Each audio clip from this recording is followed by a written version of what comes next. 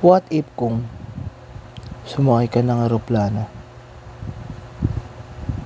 tapos nag-crash to sa snow?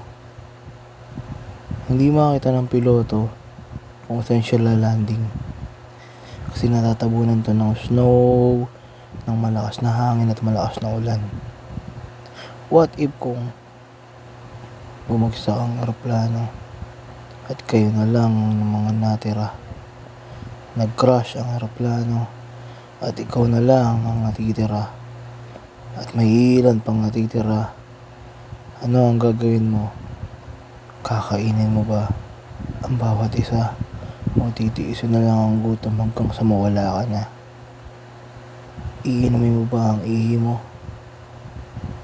Kakainin mo ba ang kapwa mo tao? O hayaan mo na lang na mawala ka dito sa mundo?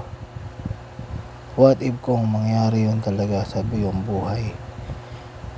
Ikaw ba yung magiging survival at magtatagumpay? O sadyang ikaw ay mawawala na talaga ang tuluyan?